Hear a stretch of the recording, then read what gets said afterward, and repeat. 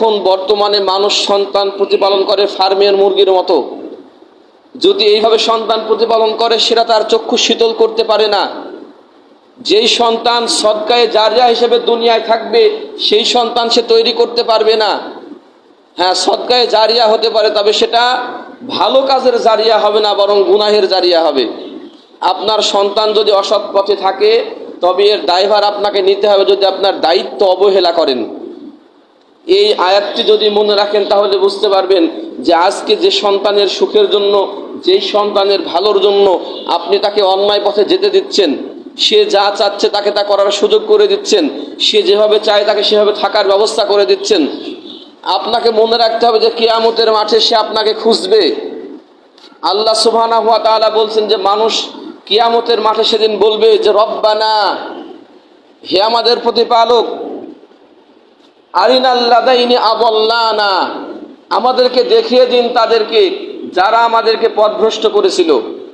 হে আমাদের প্রতিপালক, আমাদেরকে দেখিয়ে দিন সেই সমস্ত মানুষ, মিনাল জিন্নি ওয়াল ইনসি, জিন এবং ইনসানের ভিতর থেকে যারা আমাদেরকে পথভ্রষ্ট করেছিল তাদেরকে দেখিয়ে দিন। আমাদেরকে বিপদে পরিচালিত করেছিল কারা, তাদেরকে আপনি দেখিয়ে দিন। কি করবে তাদের সাথে? দেখানোর পরে নাজআলহুমা তাহতা আকদামিনা লিয়াকুনা মিনাল আসফালিন, সেদিন তারা বলবে যে আমাদেরকে দেখিয়ে দিন যারা আমাদেরকে অসৎ পথে পরিচালিত করেছিল তাদেরকে আজ আমরা আমাদের পায়ের তলে পিষে পিষ্ট করব। যাদের জন্য আমাদের কিয়ামত বরবাদ হয়েছে, যারা আমাদেরকে অসৎ পথে পরিচালিত করেছে, আমাদেরকে সৎ পথ দেখায়নি, সৎ নির্দেশ দেয়নি, সৎ কাজের আদেশ করেনি, বরং আমরা যেভাবে চলতে চেয়েছি সেভাবে চলতে দিয়েছে, আমাদের জন্য খারাপ কাজের ব্যবস্থা করে দিয়েছে। কারা এই কাজগুলো করেছে তাদেরকে আমাদের সামনে নিয়ে আসুন, তাদেরকে আমরা পায়ের তলে পিষে পিষ্ট করতে চাই।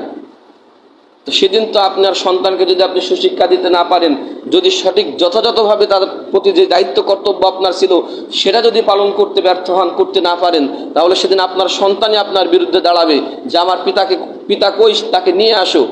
সে আমাকে কখনো এই সুশিক্ষা দিয়ে সুশিক্ষিত করে তোলেনি, সে আমাকে দ্বীনের ইলম শিক্ষা দেয়নি। সে তো চেয়েছিল আমাকে ডাক্তার বানাতে, আমি ডাক্তার হয়েছি, দুনিয়াতে তাকে অনেক সুখে রেখেছি, মানুষ তাকে ডাক্তারের বাবা বলে অনেক সম্মান করত, এগুলো তো সে ভোগ করেছে। আজকে আমি একা জাহান্নামে কেন যাব? আমার পিতাকেও তো প্রয়োজন। এজন্য আপনার দায়িত্ব সম্পর্কে আপনাকে সচেতন থাকতে হবে।